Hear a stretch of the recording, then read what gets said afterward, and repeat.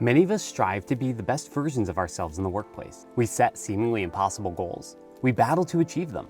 Often in that pursuit, we forget to take the same level of care and diligence with ourselves and with the ones we love the most. LodeStar is about those moments, the ones that shape go-to-market journeys and the humans behind them. We'll dive into the wins, the mistakes, and the lessons that don't fit neatly into a playbook. Hey, Cliff Simon here. Welcome back for another episode of LodeStar. I'm joined today by Jen Allen-Knuth. How are you? I'm so happy to be with you. You are just like my type of people, so I'm pumped to be here. Oh, man. I hear that from you and from Sam. That's, you guys are dangerous. Why don't you fill us in on what you've been doing? You've had a great career at Challenger, CEB, Gartner, whatever you want to call that amalgamation. But yeah, walk us through that maybe and then tell us a little about what you're building. Yep. So I spent 18 years as a frontline seller it started off as corporate executive board, got acquired by Gartner. Then I joined the Challenger sales side of the business. Then they spun that off to private equity. I left that in 2022. I had created this role of chief evangelist, which got me on a bunch of stages, doing sales kickoffs, talking about the Challenger way of selling. And that's when I kind of realized, man, that is a really fun job. If I could do more of that, that would be cool. So I left with the intention of making that my full-time business, chickened out, joined Lavender AI, did that for 9 months. And that was actually my first time in SaaS or tech. Most people don't know that. I always spent my time in professional services. I did that, and it was there that I realized, in my opinion, I think SaaS sellers are really, really underdeveloped when it comes to sales skills because we're so generous with sales tech. And so I think instead of solving a skill problem, we often look to tech to solve a problem. So I started seeing it a lot. And then in October of 23, left that to start DemandJen. So I chickened out at first, went back to it. And then for the last 2 years have been doing a ton of sales kickoffs. So I would either do keynotes or workshops around what I found to be the things that I sucked at in sales and then learned to appreciate how important they are. So a lot of like early stage sales. Now I do sort of like off-cycle sales kickoff stuff where it's like workshops for teams that are saying we're doubling down on outbound and maybe our AEs haven't had to do this in a long time. Can you help us build more of an outbound-minded culture? Or like we're moving up market and we're trying to do like mid-market SMB stuff in the enterprise and it's not working. So I spend a lot of time on the ground with sellers and that's what makes me happy. I'm actually really curious, just like, how do you run your business? I think people would be horrified and shocked at how I run my business. I have never used anything like a ClickUp or a Notion or anything like that. I literally have a Google sheet with the things I need to do when they're due. I'm still on Outlook, never change. Outlook? I had a choice and I picked Outlook. My CRM is basically a whiteboard. Like it is so low tech, and there's obviously issues. I could make my life so much easier by having things set up. Do you have an EA? No, I don't. The only person that I've ever, like, I don't even want to say employed, it was like a 1099 thing, is last sales kickoff season. I had a lot of sales kickoffs, and I had a hard time staying on top of invoicing. And so I had a gal that was wonderful. She just sent out invoices for me. But that's the only external help that I have. I will say I do it intentionally because I don't ever want to grow this into something where I have employees because I think that brings a whole new set of challenges. Sure. And I am at a point in my life where I'm super content with the money I'm making on this and the time I'm spending on it. So I get a little worried that bringing more people in to help me would just make it bigger and bigger and bigger, and it would sort of force me into having a team. And I'm very clear on what I do want and what I don't want for this business, and that's not something I want. That's really interesting. So like for me, Polaris is 4 months old roughly at this point. All in, I think we've got like 13, 14 people that work here. Jeez, part-time. go you. But I'm having that same conversation in my head. It's like, how big do I want this to be or not be? Because I want to be able to spend more time with my family. And my kids are getting to an age where like they're noticing and I don't want to miss out. Something I admire in people is where you don't get caught up in doing things to please others. Meaning you on LinkedIn, it's like everybody sounds like they're the most successful person ever and I'm growing this big and this is how big of a month I had. I'm very intentional about not sharing anything about like how much money I'm making or how much business I'm doing because I think it actually forces people to feel like they've got to catch up.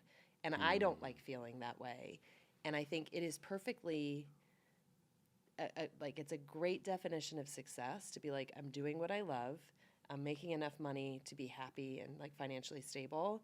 and I don't feel the pressure to improve everybody else by being like, look how much I grew, or look how much my team grew. And I think particularly when you get into this phase of life where you have kids and you know that time is so finite, like I don't know how many times I have to see that chart of how much time you spend with your kids after they leave the house. Like, I don't know how much time we have to see that for it to really set in that, like, we're not curing cancer here. It's tech or SaaS or training or whatever the case may be. Like, do you really want to look back 20 years from now and say, oh, I opted for SaaS over my kid? Like, that feels disgusting to me. I think it's interesting. I think about your business too. Like, you can deliver your product. I can't deliver the majority of mine. Yeah. Like, I need the hands, especially if we're doing like large scale transformation. I can lead from the top. I can put together what the architecture scoping should be. This is how we're going to execute on that. But like, I'm not the guy that's going to go boop, bop, boop inside of, But whatever see, that system. to me is the same vein, because you're saying, like, I don't want to be that guy, because if I was that guy, then I'd have to do all these things that would pull me up. So I think I'm not anti-have a team or anti-grow your business. Yeah. I am like, put your hands in everything, because you feel like you got to control. And that's where I know my weakness would be. If I had a team, I wouldn't be able to, I don't even remember the word for it. Delegate. Delegate. That's how bad I am. I don't remember the word. I'd have a hard time delegating. And the other thing, it's like then managing, because my entire career I was an individual contributor, except I did some sales manager coverage, like when we had managers that had to be out. Yeah. And I just like couldn't leave work at work, because I'm thinking, this person's far away from their goal. What if they can't catch up? What is that going to do to their family? Like they're about to have a kid. I think those problems are so much harder than this prospect didn't like the workshop, or this prospect's not sure if they want, like that we can figure out. The other stuff is really, really tough. And that's where I know, again, my boundaries. I would have a hard time being a great people leader and staying focused on what I would need to do too. When we did the whole carabiner thing, like, I came in early. I was like number 3, and we grew within 18 months to, including our contractors, we were almost 50 people in 18 months. In how many months? 18. Jeez. Running go-to-market as a bootstrap business, the thought in the back of my head is, if my team doesn't close, if I don't close, mortgages, food on the table, student loans, car notes, insurance, whatever, like, we also paid for everyone's insurance. Wow. So, like, if we don't execute, it affects this entire like cascade of people and their families. That's heavy. It's heavy, but it's like a really good pressure. Yeah. To be reminded like day in and day out, like, oh, I'm not just doing this for like, I'm not doing this for my ego. I'm not doing this because I want to hit this number. Like, oh, I'm doing this because like we have all these people that like are good humans that work for us, and we're providing something for their families. I respect the hell out of that as a leader. Like, to be a leader that actually thinks about that above the business, I don't think that's very common. Different when you're bootstrapped, I guess. You don't have investors to answer to, right? It's not a number for a number's sake. Sure. You spent 18 years running around playing someone else's game. You're playing your own now. How does that change the way that you show up at home? So here's something interesting. I'm curious if you felt this too. When I worked for Challenger, CEB, Lavender, there was always something else I could be doing, right? So I was one of those employees that bosses loved, because I was like, oh, there's a problem, like, let me spend time on it. And I didn't have to be told to work. I was always just like, kind of like you, right? I loved fixing a problem and looking back and saying, wow, we did it. And I associated that quality in me as something that was dictated by working for a company. And so a big part of when I wanted to leave, I was like, I want a better work-life balance, and I don't want to be working 12, 14 hours a day for somebody else. And then I started my business, and I did the exact same shit, because I was so ingrained to sitting in front of a computer all day. And so that was when, I remember the first day when I was unemployed, I was like, well, I'm going to sit here all day, and I'll fill the space. Like, what could I be doing? And then it was again and again and again. And I was really lucky to have my husband. He's a great, great, tough love guy. He was like, I'm confused. You left these jobs because you were working too much. It almost feels like you're working more now. Like, is that what you wanted? Same thing to me. Right? And that made me realize it's a me thing. It was never about the companies that I worked for. And I would say it is easily the biggest struggle, and has continued to be the biggest struggle, of when do you turn off? Because when it's just you, or it's your business, anytime you're not working, it's like, I could be doing this, I could be doing that, I could be improving this. There's never, ever a time where you're like, I'm good today. No. Right? It doesn't exist. It doesn't exist. And I think when you're wired to want to fix things, and you're wired to want to do well, that still remains a struggle. And where I'm lucky is having a partner who will confront me about it. And I think if I didn't have that, I would be working even more than I do right now. Yeah, my wife's very good about like, hey, you should put your phone away. Close your laptop. Yes, go for a walk. You have 30 minutes. You're sitting on LinkedIn, Jen. You can go for a freaking walk. Well, It's like, I'm also in the basement, so like I'm off. Oh, I'm off no. sequestered. I've got when we bought this house, it had a finished. I guess it used to be used as like a TV room or something. So yeah. like, there's no reverb in the room. It's all like 2-inch foam paneling around the entire room, with like fabric paneling, and like it's quiet. You barely hear what's going on upstairs. Oh, you get sucked in, don't you? Oh, and then I'm just like, Which is great for productivity, Oh, bad yeah. for work-life balance. I don't think that exists. No, seriously. I know. I struggle with it. It's the number one thing I wish I was better at is turning it off when I can turn it off. Because I can look at my days and be like, you don't need to sit in front of your computer. Like when I'm not traveling, you don't need to do it. It's what you're used to. And I think it's hard to break those habits. Any tips or tricks? Time blocking, I will say, is silly and obvious as that sound. If I put a 30-minute block for like walk the dogs, go sit out back with the dogs, usually it's dog-centric, take a walk around the lake. Yeah, we know about your world. Yeah. That helps because I actually need to see a visual reminder to do it. The other thing that's been great is Nick, my husband, moved into the same. So I work out of my bedroom, which is insane for a full-grown adult. But I work out of my bedroom, and he used to work downstairs, and now he's working in our bedroom too. And he doesn't do calls. He's a photographer, so it's like he does a lot of editing and things like that. So he'll be like, "Yep, all right, let's go out and get lunch. Let's go for a walk. Let's do this." So until I am You got a better buddy to about help you with it. it is. It's like an accountability buddy, Yeah. and that's really been helpful. And I don't want to disappoint him, so that's a good motivator for me. And what about when you travel? Because you're on the road how many days a year? Yeah, I'm better when I travel because flights you just get so much stuff done. So, You work on flights? oh my gosh, it's my favorite place to work especially when United has like their Starlink or whatever that's set up. That's freaking awesome. So I'm also United, and Yeah. I feel like I can never get consistent Wi-Fi, Yeah. so I've given up. No, you can't give up. You can't give up. Where else do you get that like much uninterrupted quiet? Well, you work in that basement, so you get that all the time. Yeah. See, I don't. It's like dogs and people and Well, things. My kids are 5 and under, Yeah. and my wife's pregnant, so like everyone's in bed by like 8:30 at But the see, latest. you're a night worker. I'm a night person. See, I'm not a night Oh, you're a worker. morning person. I'm No, so well, no, sorry. wait. Let me be very clear. I'm not a morning person at all. I am forced to be a morning person because of the dogs, and my husband's a morning person. But like, unless I have something due, I will not work at night because Oh, okay. then I have a hard time sleeping because I'm waking up thinking about it. Like I am very intentional about like I need non-work focused time before bedtime. Otherwise, I have a hard time sleeping. I feel like I do my best from like 10:30 to like 12:30. You stay up until 12:30?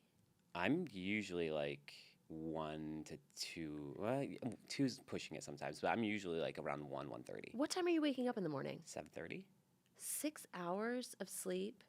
if that. I think my average, whoop.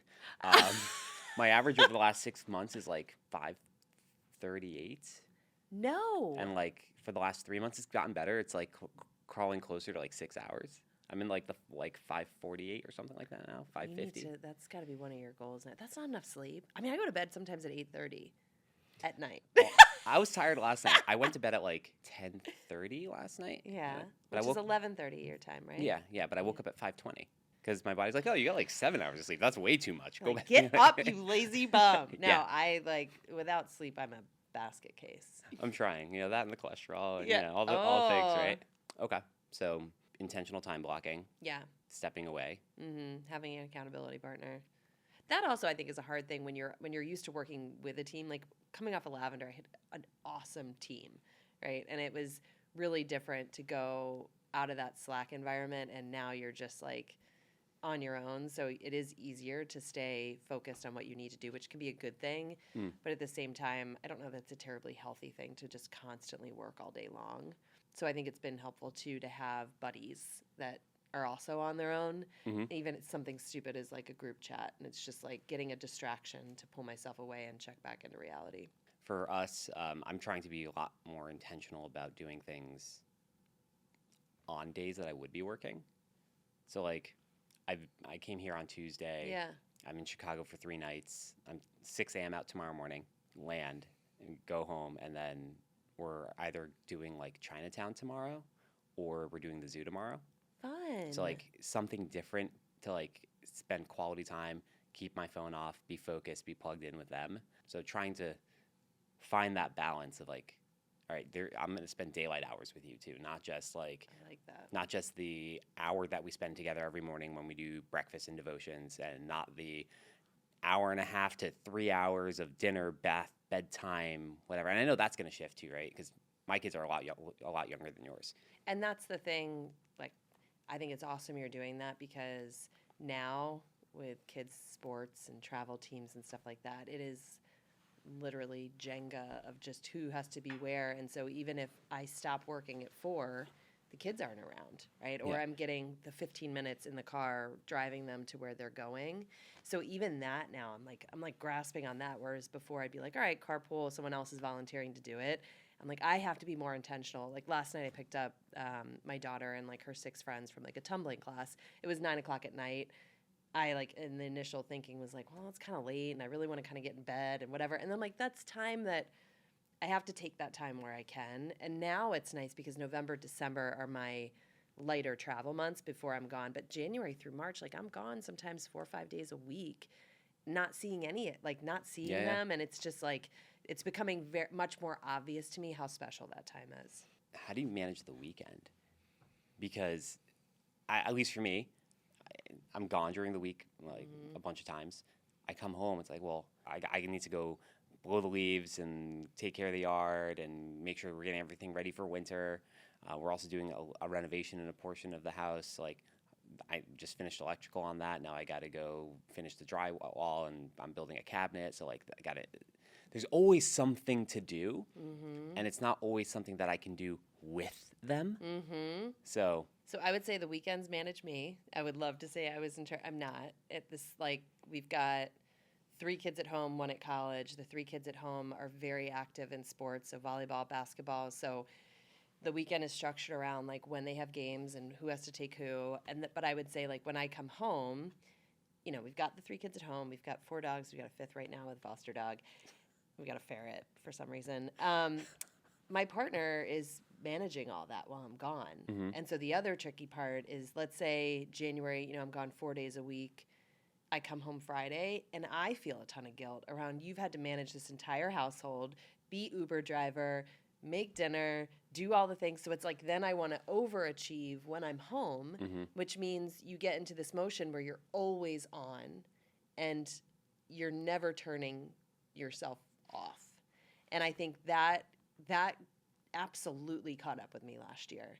And what was interesting is when I shared that with Nick, he was like, I have no expectation that you come home and be superhero. Like, I want you to rest because you're in a better mood when you rest. Like, you're more enjoyable to be around when you rest. But I think there's some guilt, particularly like, I think as a woman, you know, I look at a lot of the other moms and they're very great, like stay-at-home moms, and they're very present with their kids and all that. And so I think some of it is also self-inflicted in the sense that like I don't want to admit that I can't do everything, but you can't. no one can. No, you can't. But that doesn't stop us from holding ourselves to an unrealistic standard. I think I got to March and I was just like, I'm a basket case. And he's like, yes, because you're just on, you're doing everything. He's like, I enjoy being a dad. I enjoy doing these things. I'm not resentful towards you. So like maybe let it go. So that, like, I think when you travel as much as we do, I think having a partner who supports you and understands you, it's like a non-negotiable. I can't imagine doing what I do with someone who didn't understand and support me like he does. I feel that. Yeah. My wife's awesome. Yeah. I mean, you have 3 kids, another on the way. Yeah. Are they all under 5? 5, 4, 2. Yeah. I mean, that is And we a homeschool. tough job. Yes. And that too. So like she never gets a break. Like they're with her all day, every day. Yeah, and it's tough. Her job's to make way sure. harder than my job Agreed. ever is. Agreed. Like that is so hard and such a big responsibility. You know, Yeah. because if she gets that wrong, it's like it's your kids. You know, so and that I think is important sometimes to check ourselves on of like, oh, I get caught up. Like I've got these 3 deliveries and it's so important. I'm like, it's actually not. These people will be okay. This is a workshop. They'll be fine. It's refocusing yourself around the stuff that matters, because when there is not a lot of extra hands to help, it's just so easy to suck yourself into it. That's the thing I would say for anyone who's thinking about going off on their own and doing a solo thing is you have to have a constant gut check with yourself around what is actually important, because it's so easy to get it wrong. Yeah, I keep thinking about that too, right? People, I think, assume that I'm just going to go do it again and like create an asset, sell an asset. I'm like, I don't know if I want that. Maybe I just get to a comfortable place and have a nice little lifestyle business for a while, have some good gross margin, some good EBITDA, and like spend time with my family. And Why is that not celebrated more, right? Like, to me, I'm like, that is a happy life. That is a content life. Yeah. But we live in this like world where we all celebrate, oh, you raised this much in funding and you did this. And like, sure, there's something gloriful about that. But like, does that really, do those people come back and say, man, I'm so happy I spent my life like that? I feel like we constantly hear stories of people who achieve all of these successful things and then come back and be like, I would do it so differently. I think for us too, like, we live a pretty simple lifestyle. One crazy thing, well, to me it's not crazy, but a lot of people have noticed this when they come into our house. We don't have a TV on the main floor. Wow. Like, there's one in my office because I've had it for a number of years, but like, our kids don't get screens. No iPads. We don't have an iPad. You are a freaking hero. So how do you manage the kids being like, well, my friends have it, or do they not say that? Yeah, they don't really say that. I mean, their friends do, but my son just got into reading like over the summer. He's reading small chapter books on his own. We're doing like the Magic Tree House. He devoured like 24 books in 3 weeks. I love that. My wife, I was traveling for work, and she was sending me pictures of him around the house in the yard. He's like sitting in the driveway like this, right? While his sisters are playing, or like we have like a little fort in the backyard with swings and stuff, and just sitting there like nose in a book. I'm like, okay, I remember that when I was a little kid. I was just going to ask you, is that similar to your upbringing, where like you didn't have a lot of screen time, TV time, stuff like that? No, I had a ton of screen time. You did. Oh yeah, like as a kid, I had was a Super Nintendo and a TV in my room. I was also like a super voracious reader. And Same. my little guy is a lot like me. It's scary. That's cool though. I think like we had one TV in our household and my dad controlled it. So it was like if I didn't want to watch some like Jean-Claude Van Damme movie, I had to do something else. What? You don't like Bloodsport? Lionheart? Yeah, love them. Absolutely love them. But it was good because I grew up in a really small town, and it forced, like, we spent so much time outside playing in the dirt. We did too, yeah. Playing, like, these games you come up with, me and my brother. I was a huge reader, loved reading, and then was just busy with school activities. So I got a TV in my room when I was 13, and my reading time went down, but it wasn't noticeable because you'd already built those habits. So I think it's so cool to hear that at that young age, he's already, like, becoming obsessed with something that is so productive and so it's good. fun to watch like him go into these worlds, and like a lot of these books have stuff from history, so he's like learning too, which is fun. That's so cool. But yeah, they play outside a ton, and they make up games. And my wife sent me a picture yesterday. Her parents bought a bunch of stuff at Costco, like chairs on these. They have these giant cardboard boxes, but they bought it when they were visiting us. Put the chairs in their car, took them home, and left us with the boxes. Mm-hmm. And now the kids play in the boxes because... Isn't that hilarious? Cardboard boxes are like the secret unlock. If you have children, get a cardboard box from Amazon and watch the fun. We literally have to be like, clean all the boxes out of your room. Like, get them out. There's things that you can do that don't require a screen. Totally. I worry, though, like when the kids come home and they see me, like I'm staring at my screen every day. And what I'm kind the of worst signal offender. is that? I'm the worst offender in the house. Yeah. I'm on a screen like 18 hours a day or something, right? Gosh, it's I'm trying to get better at putting the phone away. Yeah. I think what's been interesting is like as the kids have gotten older and now they have like our 12-year-old has a phone. I'm more aware of my phone usage because of his. So if he has it on at the dinner table and he's looking at it, I'm like, put your phone down. And he'll sass me back and be like, well, you could put your phone down too. And I'm like, fair play. That is fair play. Yeah. So it's almost like seeing that mirror. It makes me more aware of my own behavior because I don't want to be that. I don't want to be like, I don't know about you, but when I was growing up, like we always had dinner at the dinner table. Yep. It was like, it was fun. It was one enjoyable. of those rituals. Yes. Right. And I think that's so important because, again, when they turn 18, the time you spend with them goes away. I came back from a SASTer one year, and my son was potty trained. Those kinds of things, like, wow, like life happens like really quickly. That's true. This is the most conversational one we've had yet, and I Really? very much enjoyed it. But I think that's a lot to do with just the way that you are, and we've known each other for a while, so that helps too. We have this habit of sitting next to each other at dinner, so this is usually just what we kind of talk about at dinner.